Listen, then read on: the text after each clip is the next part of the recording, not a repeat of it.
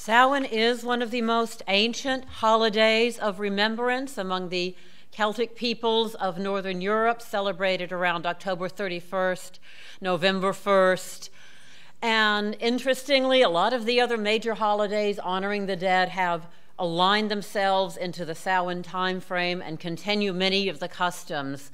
This is a piece that I wrote called The Bells of Samhain, honoring the ancient holiday. Hark the bells of Samhain, song of mystery, sign of mourning. Mark the bells of Samhain, chilling darkness, rolling warning.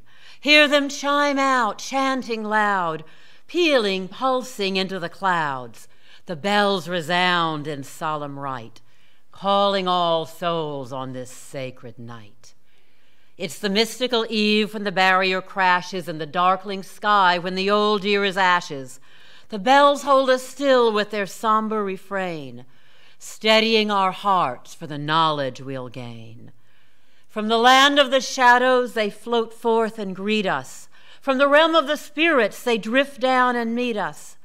Fools may mock them and cowards may hide, but we welcome the old ones, our guards and our guides. Here are our friends, our shamans and sages, for one night imparting the lore of the ages. Whispers of wisdom spin webs in the air, weaving the lives and the spirits we share. In longing we listen and learn what we can of the secrets not granted to woman and man. When present and past and future are one, threads are rewoven and time is undone. Now is the sowing and strewing of seeds, of love and of courage, of action and deeds, planting the kernels in the depths of the earth. From the fallow of winter springs fertile rebirth. When the shades have crossed their earthly dome, the bells of Samhain will ring them home. We hear their echoes fade out in the morn. They go to their rest as the new year is born.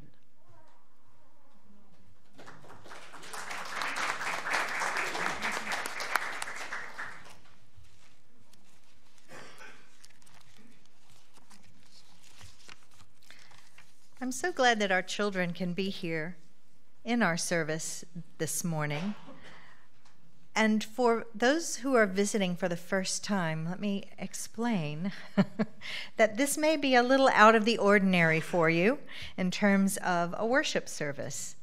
But we always have a Dia de los Muertos service. We've had it for many years now. And it's a time to celebrate what we love about those who have left us. It's not a morbid celebration or commemoration. It's a happy celebration.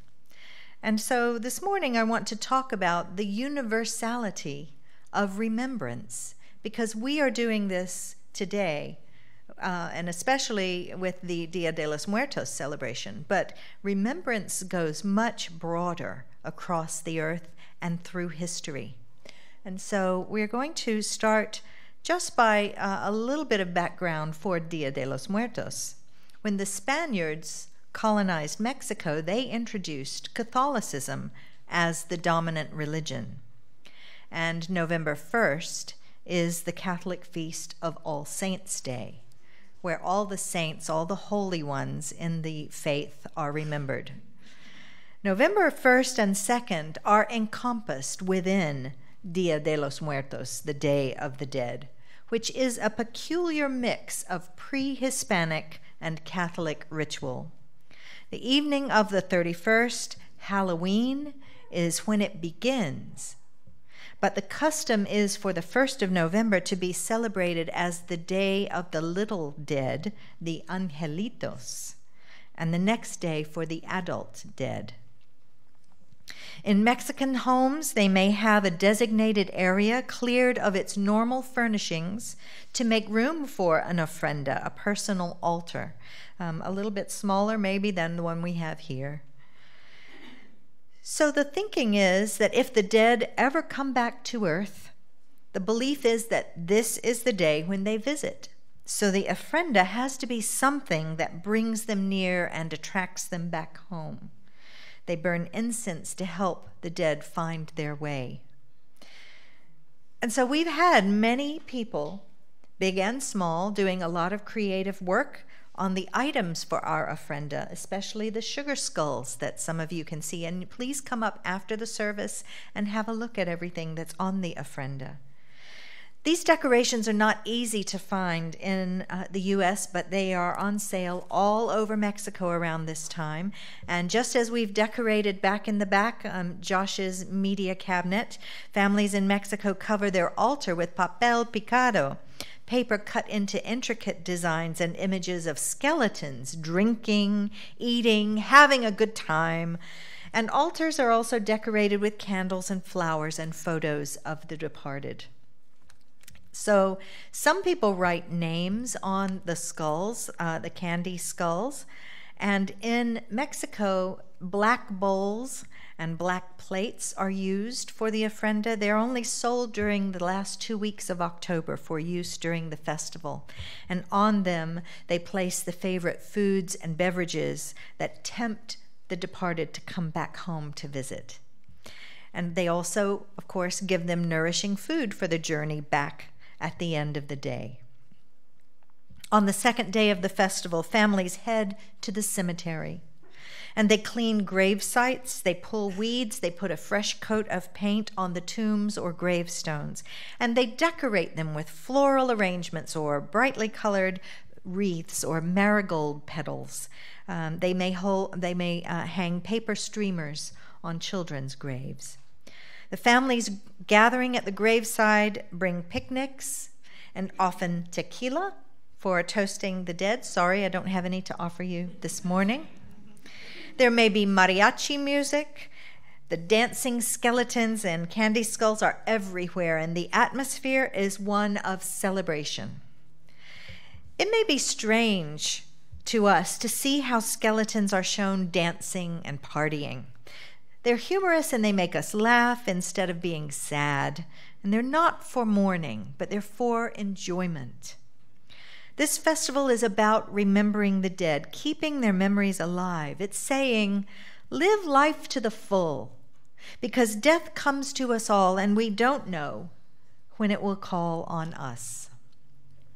The attitude to death as signified by Dia de los Muertos is not solemn or formal. The festival can teach us something. We may miss our loved ones who went before us, but we should be happy to know that they took the world into their arms, as Mary Oliver says, and did not waste their short time here. Dia de los Muertos says that this is a festival, and it helps us rethink the boundaries between the living and the dead that we try so hard to keep in place in the West. I mentioned All Saints' Day on November 1st, but I wonder if you know the origins of that feast. In the year 731 AD, the 1st of November was designated as a day of remembrance for saints of the church who had no days of their own, like St. Francis or St. Peter and Paul. From the 11th century, the 2nd of November was dedicated to all the dead of whatever standing, saints and sinners, and it was called All Souls' Day. It was widely observed by the populace with requiem masses and bell ringing, but it was abolished with the arrival of the Reformation. These Christian days of remembrance have variations all over the world. But what about Sweden? What about Sweden? Have you ever thought of Sweden in a long time? Okay, let me tell you a little bit about Sweden. In 1772, All Saints' Day in Sweden was moved to the first Sunday in November, and in 1953 to the Saturday between the 31st of October and the 6th of November.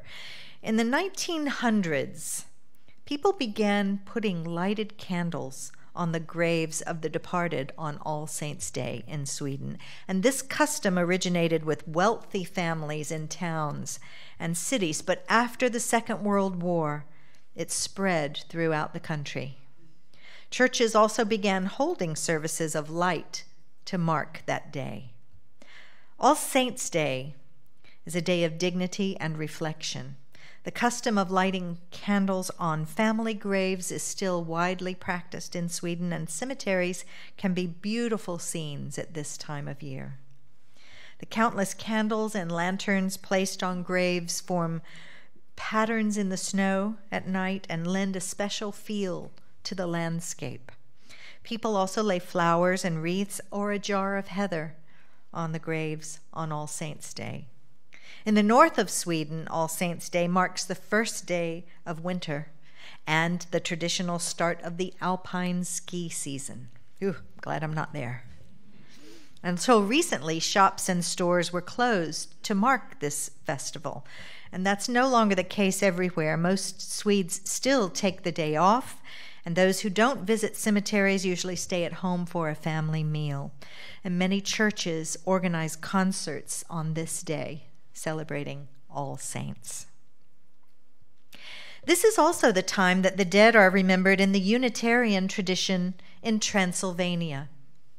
The ministers of the congregations there invite members, much like we did here, to bring photographs or small mementos of ancestors or loved ones who have died to the service for an altar. It's worth knowing about the history of some traditions around this time as well, even if they belong to another age and are no longer practiced. A more intriguing one for me is the old Norse Halloween, or Day of the Dead. It's called Alfablut, sacrifice to the elves. And it was the Viking Age version of Halloween or the Day of the Dead. And the elves were not what you think of as little tiny elves, like the Christmas elves. The elves were spirits that were both of nature and the souls of the departed, who still lived on in mounds out in the countryside, where they were looked for and communicated with. And the Norse people offered the elves what they thought anyone would want on a dark and cold night: beer and meat. Norse people would sit on the burial mounds or on the sacred hills and mountains where the dead were thought to reside, meditating until they achieved communication with the dead. The Irish will take any opportunity to party, right? They still celebrate a service of remembrance of the ancestors, rooted in a tradition called the Clutie tree. Some families set an empty seat at the dinner table, place food on the plate like everyone else, and then take it outside after the meal and offer it to the beings outside. But the practice of tying cluties to sacred trees or fairy trees was once very common across the British Isles and Brittany, and continues to this day in certain sacred spots, often close by wells or springs known for their healing properties. The term clutie derives from local words for rags or strips of cloth. Cluties are sometimes left to acknowledge or respect the spirits of the land, and sometimes they function as prayers, requesting general blessings or specific aid from those same spirits. At healing wells, cluties may be left as prayers for recovery. The cloth is first dipped in the water at the well or the spring. They're pressed against the troubled part of the body if the person who is ill is present, and then the clutie is tied to the tree. The cloth then takes up the illness and carries it harmlessly back to the wind and earth as the cluties slowly weather over time and disintegrate. This is not a practice unique to Europe's pagan or Celtic Christian traditions, of course. Trees are considered sacred in many ancient cultures around the world, and offerings left in or below special trees can be found in many lands, representing many different beliefs and religions. So it seems to be a universal idea that at this time of year, the veil is thin between the worlds of the living and the dead. It's a testament to the power of love that there are so many rituals and observances to remember the dead. In the words of the poet Mary Oliver, maybe death isn't darkness after all, but so much light wrapping itself around us. May it be so. Blessed be. Amen.